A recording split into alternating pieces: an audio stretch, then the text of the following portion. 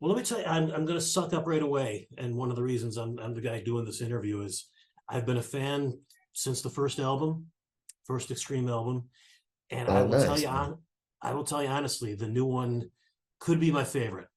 It may take me a little bit to Wow. sink in, but it's a breath of fresh air to just hear this kind of rock. Look, Rise especially just blew my mind. it's good to hear that. We've been getting that a lot. The good thing to hear that is that you always go in every album you do. You kind of go in hard and go for blood and all in. And I think if you just do what's good for yourself and you stay true to what you do, whatever, and there's hope sometimes that people connect the way they've been connecting with this album. And we've heard that from a lot of hardcore fans that are like, nah, it was three sides or porno, but they're like, I think we like this one the most so far, which is really wild to hear. Yeah, and normally when I talk to rock bands, I always ask the question, "What can we expect from the show?" And I'll admit, a lot of the times when I ask that, I kind of know already. But listening to this album, it's so diverse and has so many different styles. So I'll ask the question, not knowing what can we expect from the Extreme Show. Well, I mean, I think obviously the people that have seen Extreme or know the old albums know what to expect there. But what's really been interesting about about the new album is, listen, I'm a fan still of all the bands that I came up with, and I remember going to see a band that's been around for a minute, and they always had a new album, and they kind of like, we're gonna play the whole new album for you, and then it's like, oh no, please don't do it, Rush. Don't do it. Whoever, whatever band you say. And you're like, you want to hear a couple of tunes, but man, you want to hear your Tom Sawyer and you want to hear your Red Barge, you want to hear your tracks. But in this case, when we first started touring, it was the opposite. People were upset with us because you're only doing three songs. How could you not do this? How could you not do Banshee? How could you not do Hurricane? How can you not do, Small Town? So it was really interesting. So we ended up pushing as much as we could, because normally we would play until they kicked us out. If we could play 3 hours, we would. But all the curfews of all the venues we go, we're borderline playing an hour 90 to 2 hours at the most, and we get like fined if we go over 2 hours, that kind of thing. So Right. we really try to push it. So we've gotten it where we're actually doing half of the album live, which is great. 6 songs in there, Perfect. while still being able to do a good balance of three sides and porno and the first album and all that other stuff. Punchline. I love listening to it. We're going to talk about guitar in a little bit, but the vocal parts between you and Gary are still as good as ever. I don't have Yeah, to tell thanks. you, Gary's an amazing singer. Yeah, yeah, of course. I wonder for the two of you though, when you're harmonizing, how you go and pick who's going to sing what part. I mean, does he get? I'm the lead singer, Yeah, so we have to I we have get to play this. like we have to go out and play a game of horse on the basketball court, and it's like Uh, if you win, I'm singing lead. If you no, it usually comes down to when I write a melody for the band. I always depends on the range. I have a lower range than Gary, so that kind of decides sometimes that some of the bottom stuff, a la more than words is always me, and he's got a little bit higher range. It's always been like me in this area, Gary somewhere in the middle, and Pat, who we call Captain Helium, is the guy upstairs who sings all the high stuff. So yeah, me and Gary, we didn't realize, we don't really choose if me and him are gonna do that sort of thing that we do together once in a while. It ended up on this album that after we picked the songs that we want on there, that like, wow, we did the math. Like there's few of them here where we're kind of like swapping some stuff, but it's never, it could be none or it could be five. We don't pick it that way. We just, the way we end up with the songs that are on this album is by not our favorites. It's not what we think the strongest songs are. It's which ones we can't take off. okay. Like it's like we all want certain songs that we want on there, and then we're like, yeah, I want that, man. This is my favorite. Like, great, all right. Which one you want to take out? We're like, oh, damn, that's hard. So it's always the ones that end up and survive are the ones that are really difficult to take off the album. So I always think back to when More Than Words came out. I was working part time at a record store, and I remember uh, people who weren't hard rock fans, you know this, coming in and looking for the album and everything. They assumed you guys were brothers. I remember customers asking, "There were these two brothers doing this acoustic song." these And two Italian guys. yeah. What Um, keeps not just you and Gary, but the band together? Well, I mean, look, you just nailed it. It's what keeps the band together. It's what breaks the band apart. It's what keeps us fighting. It's what makes us love each other is brotherhood. You know, if we were just in a band and we were work colleagues, we'd be fine. We would have been putting out albums and making money for the last 15 years and just putting out garbage just to make money because that would have been a business, right? But because we're, brothers, musical brothers, right? We're not related, but we're musical brothers and we're band brothers. So we're always kind of in a good way. Freddie Mercury said it best on an interview a long, long time. He goes, a band does their best work when they're on the verge of breaking up. Hmm. And everybody laughed at that, but I didn't laugh. I'm like, he is 1000% spot on. There's always got to be, you're fighting for the album. You're not fighting for yourself. You're fighting for the good of the album. And sometimes, it's people pushing and pulling for this song, that song, this part, this edit, this mix, and I've been blessed enough that these guys, once I kind of, not proved myself, but showed my worth as a producer through the years and been able to back away as the guitar player of the band and not really be self-indulgent just on myself and more or less fight for the melodies and fight for the arrangements and fight for the song first and guitar secondary to me. It's always been secondary. That's why they trust me more and why they know that, like, I'll take care of that job well, because I fight for the band as the sound of the band, not just the individual players, It's admirable that it's essentially the classic lineup. I know you've had a couple of changes, but I mean, you No, could it's just, I mean, look, Kevin Fig has been in the band longer than Gary. wow. Kevin has now been in the band, I think, longer than Paul Gary has been. So, and look, and Kevin's one of us, and Paul Gary has always loved Kevin's playing and always admired. He thinks he's the perfect fit, which he is.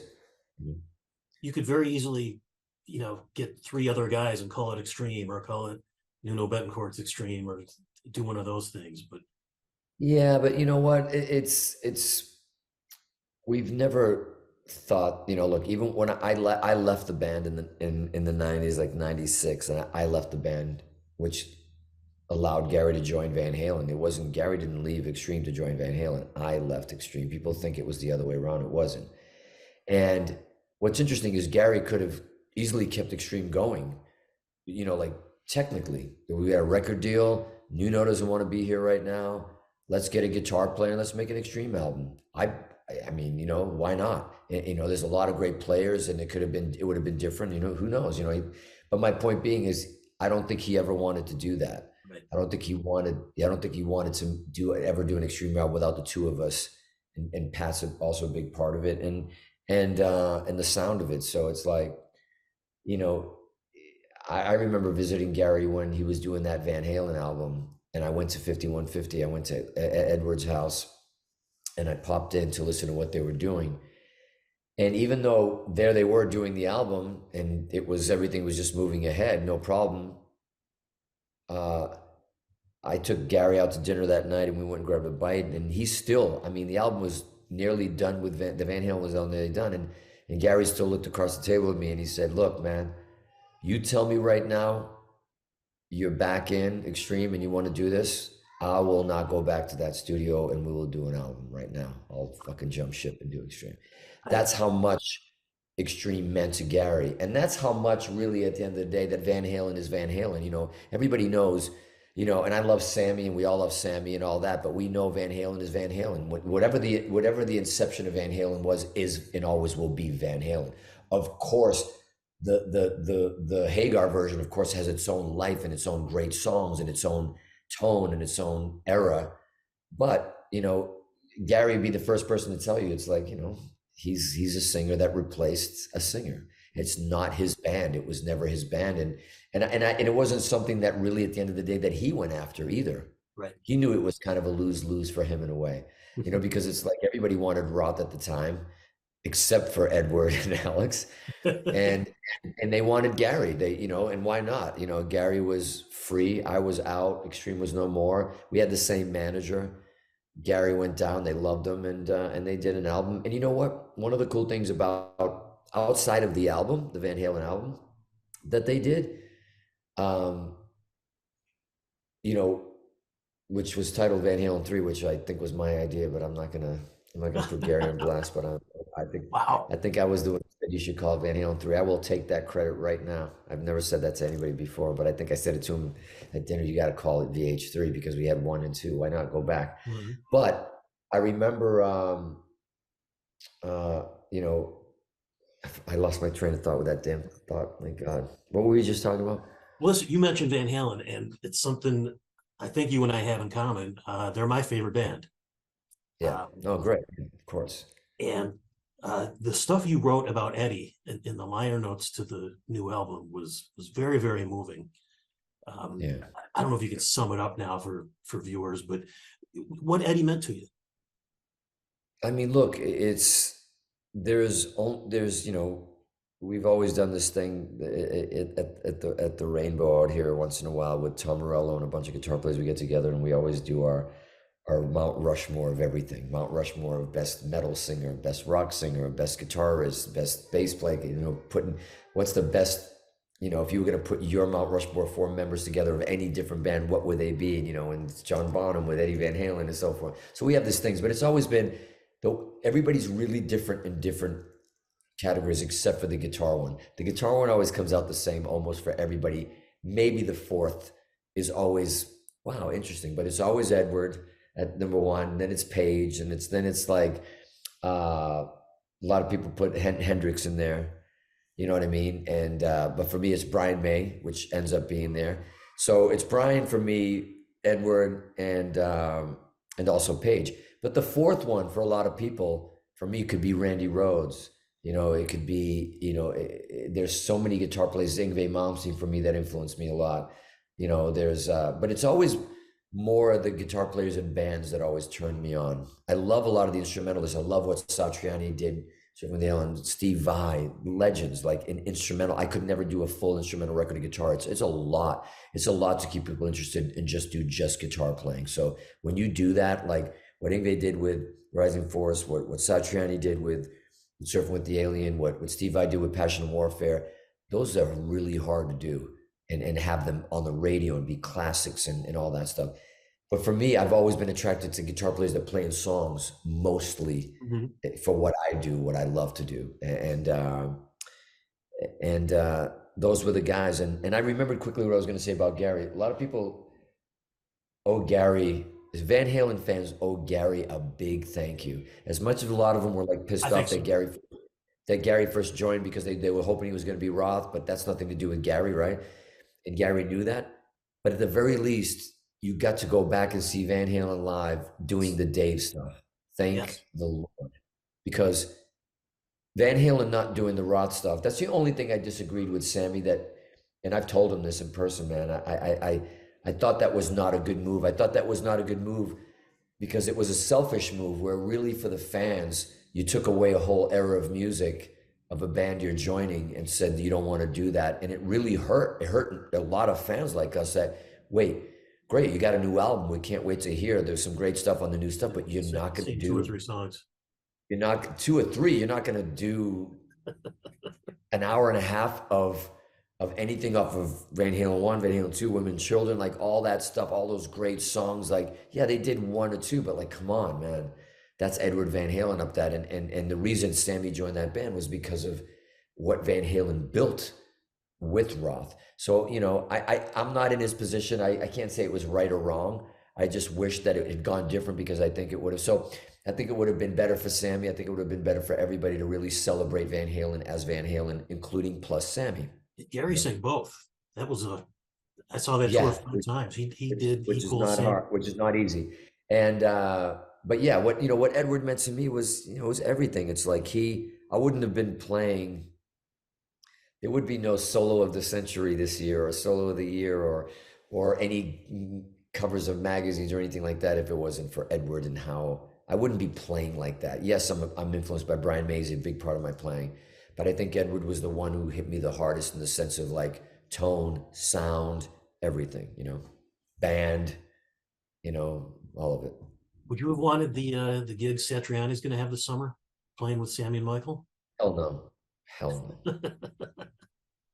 No, thank you. I think Joe learned pretty quickly why I'm saying no. When Okay. he was on Stern, when people were hitting me up, have you seen Joe on Stern, man? It was not great. He couldn't play, Mean Streets, and he was stopping and going. And I said, you know why he can't play Mean Streets? Because nobody can play the Mean Streets the way Edward did.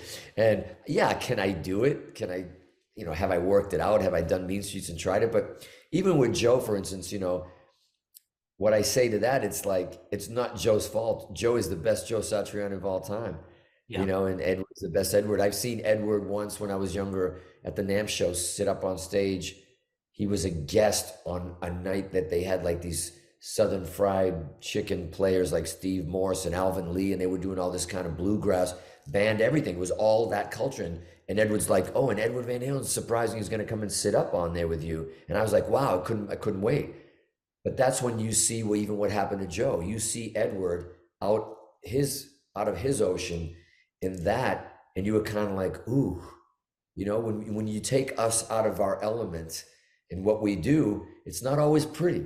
Yeah. It's not always pretty because when we try to play somebody else, I always get into trouble when I said that thing about Slash and everything else. But what people got wrong was that what I was trying to say is what Joe was trying to say, which is like, you know what?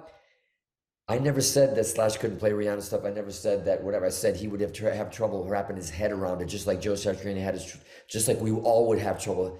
I would have trouble wrapping my head around some of Joe's stuff. I would have trouble wrapping my head around some of Edward's stuff. We all do that. Slash plays different than Joe Satriani. Slash plays different than me, than everybody else. That's the beauty of it.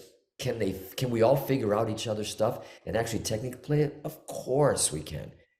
But really, can we really play it? Can we play it and make it feel and have the pocket and have the tone like an Edward? No. And Edward would struggle playing somebody else's stuff as well as he does. And that's what makes it so powerful and what makes somebody so unique and so different, that when you see Edward on stage in his element with Van Halen, it's unstoppable. It's another level. It's an alien. You know Wolfgang? Have you heard the Wolfgang stuff? Who? Wolfgang Van Halen. Have you heard his stuff? Do you know Oh, him? of course, of course. It's great. It's really great. And what I like about Wolfie's playing is that he's such a great player, and I don't. I'm not saying that I feel bad that he's in his dad's shadow, because he had to be in his dad's shadow because he's up there on stage with him. He grew up with him on that stage. He came up. I went and saw Van Halen when he was this big, and he'd come up and he would just sit up there or play one song or just sit and watch him play, say something. And he's part of that legacy post Yes. Sammy Hagar. He was not part of the Roth era or even the Hagar era. Really, he was his son. He was a little kid. So, but what I love about what he's doing is that he's not trying to be his dad.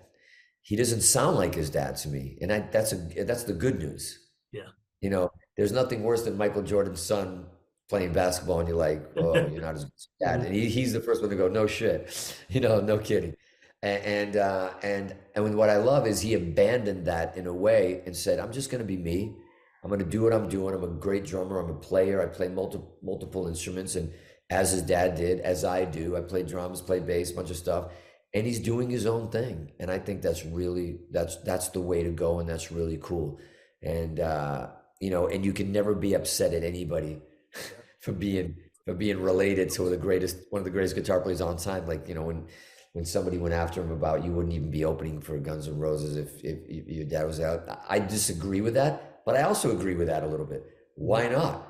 Like, He was, why not? Like, we discovered you through Edward because you're his son. But at the end of the day, if you're terrible, they're not going to put you on stage on tour doing stadiums if you were terrible. right. You still have to be great, and he's great. I'll tell you a geeky story that maybe you'll appreciate. Last month, I was on vacation in Vegas, and I saw Wolfgang, and this was the night Michael Anthony was there. Oh wow. He was watching from the balcony. This was at the House of Blues. I found it weirdly moving. Michael had his phone. He was doing exactly what I was doing, pointing at the stage, taking video of Wolfgang. I found it really moving that this guy who, Wolfgang replaced was there watching it Yeah. and was proud. Yeah. I mean, look, do we all wish we understand why Edward would want to have his son up there and have a third Van Halen up there and it's called Van Halen? That's great. It's touching. Do I wish it never happened? Yes. Mhm. Do I wish Michael, because I believe Michael belonged there. I believe Michael's one of the sweetest people on the planet to begin with. He's a big part of that sound to me. Yes, can Wolfgang hit his notes and he did really well and he could play the parts? Of course, but I'll go back to saying what I said before. There's no Michael Anthony like Michael Anthony, period. And he was a part of that sound. Even his bass playing, people can call it, at times they were like, oh, Eddie started playing some parts because he's limited. No, a bass player is part of the pocket, and what he did on those early albums is what gave Eddie the platform in the pocket to play the way he played. So, you know, I didn't like the fact that Michael was not up there. It's personal reasons. It's none of my business. But I hated that it was Wolf that was the replacement because it made people dislike him in a way. I had bitterness towards him because he was up there instead of Michael in a weird way. Because I want to see Michael. I grew up on Van Halen. I want to see as much of the original cast as possible. And I also feel that Michael deserves to be up there. And so it was a weird feeling at first when his dad was not making him play, but he's also a kid at the time. What is he going to do? Say no, Dad? I don't know if he's mature at that point. Maybe he looks back now and he says, damn, man, I should have said no, or maybe I should have got Michael in it. But, you know, when I was at my house in the studio, when we were recording this album, and specifically when I was recording the solo to Rise, which is really crazy coincidence, I was up in the studio and my phone kept blowing up because Gary was in town and he was about to record the vocal to Rise, but I told him I wanted to lay some solos down and see what I could come up with. And he knows better. Nobody comes in the studio when I'm cutting solos. Never in the history of Extreme or anybody. I don't want anybody in there. I need to kind of go to a place. So everybody knows, don't go in the room. Don't bother Nuno when he's doing it, or your picks will fly at you like stars, metal. Yeah. And I was up there cutting the solo to Rise. I had just done like 2 or 3 passes that I was really excited about, which 90% of it ended up being the solo. And my phone kept buzzing and blowing up, and you know, and this is in regards to also Wolfie as well and his album, and also the whole Michael Anthony thing. This is all tied in. And I'm really getting pissed at Gary because my phone is vibrating and he knows better, and he's texting me, and then now he's calling me, and I read the text, like, you got to come down out front. I'm like, what? Something must be going on. Is it a car accident? What the hell happened? I go down. It takes me a while to go down the hill out of my studio to get to the front of the house. I open the door, and there's Edward. And Edward is just standing there with him. He went to lunch with him. He didn't tell me that he was going to lunch with him. And it was crazy because I was actually recording the Rise solo, and Ed was like, what are you doing up there? I'm like, you know, just we're cutting an album. He goes, yeah, Gary told me you guys are cutting an album because I want to hear it. And I was like, stupid. He's like, no, I want to wait. I want to wait to show you, you know, because I want to wait till it's done and have the solos. It's Eddie Van Halen. I'm not going to show him half-assed, whatever. But what I didn't realize is that he wasn't going to make it that far to come back and listen to it, which is really depressing and sad. But, you know, it was a great moment seeing him. He was really happy.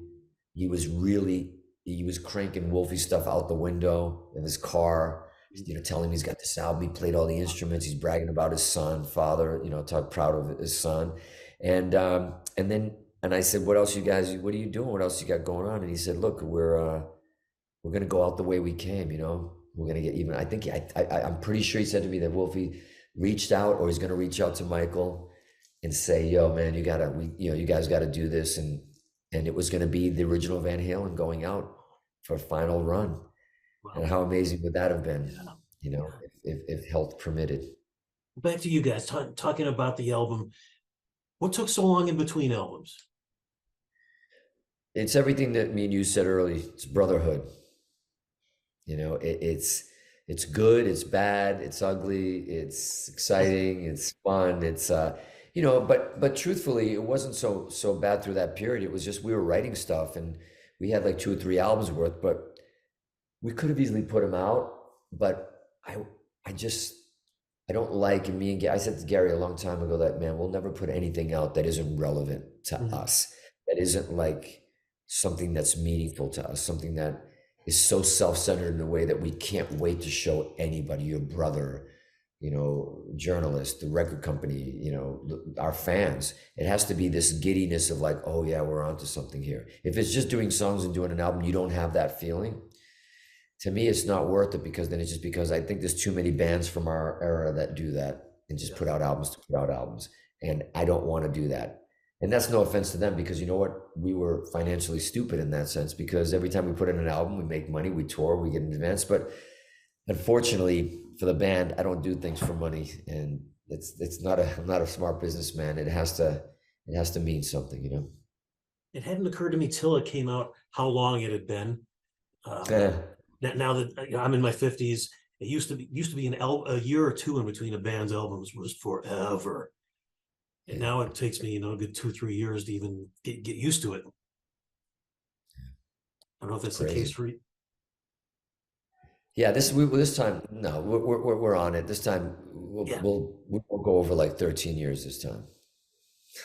For viewers who don't know, you spent some time with Rihanna, which is obviously a really big gig. What is she like? Will you work with her again? I mean, look, I stopped working with her. I didn't do the last tour with her because I wanted to get back to the mothership with Extreme and rock and roll and all that. But then they called me to do the Super Bowl, which was great. And I got to experience that. And mostly because, like, even though for whatever reason, ABC didn't want to show the damn band play it, which was like the first time in the history of watching Super Bowls. Like, we're not going to show the band this time, even though we're there. And like, this is really awkward. To the point where somebody had to send me a still. They had to like rewind, pause it from my 1.5 You were a split second. You were there. And, by the way, it's not our Super Bowl, it's hers. So, they're going to do what they're going to do. But it was an incredible experience to be a part of it. A bit of a bucket list moment for any musician or anybody to perform at it. And I'm a big football fan to begin with. So to be rehearsing in the stadium for weeks and rehearsing, it was just what a spectacle to be a part of, and unforgettable. And,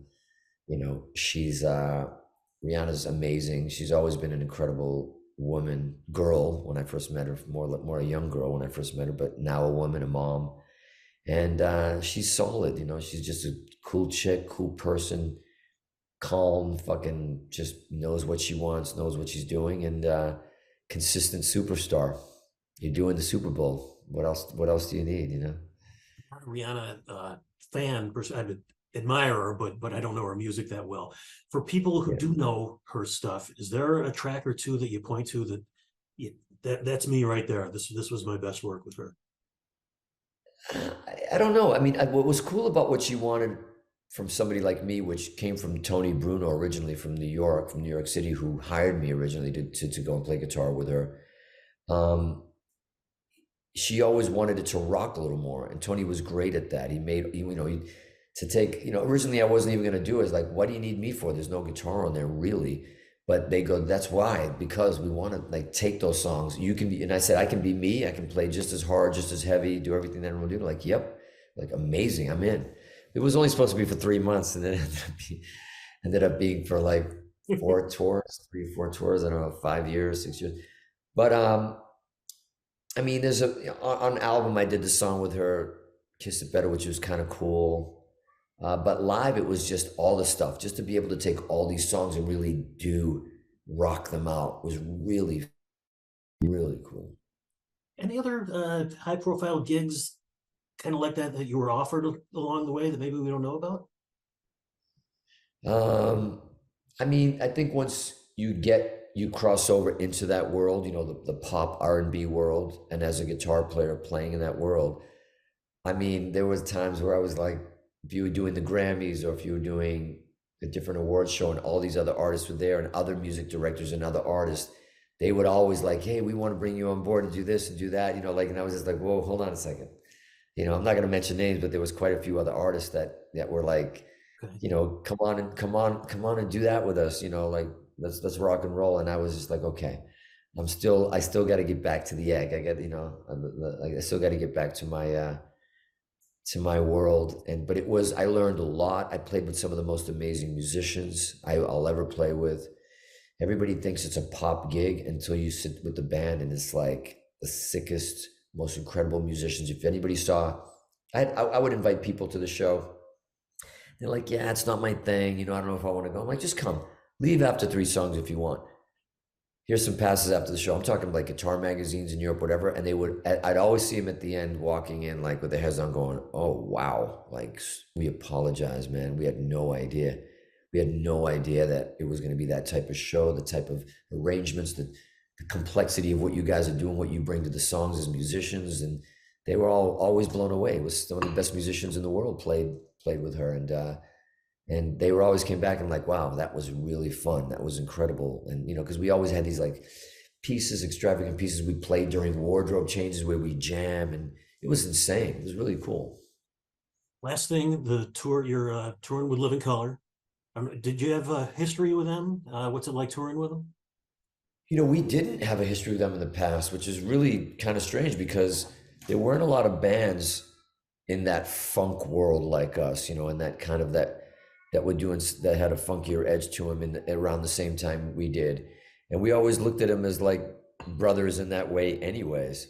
And it was kind of like one of those things when we finally get together and did this, it was like, what took us so long, you know, to really put this together? And it feels really good. It's a great package. Fans are really enjoying it. And it's been fun. And, you know, great band, great players, of course, great musicians, great writers. And, you know, but most of all, you know, some of the greatest people you'll ever meet. Really sweet, really good people, you know, and they are brothers, you know, to us now, and having toured with them through Europe, UK, and everything. These guys, they're some of the nicest people on the planet. With that, I'll let you go. I Come know and you see have the a long show. day. I will be. Yeah. I am absolutely going to be there. Absolutely.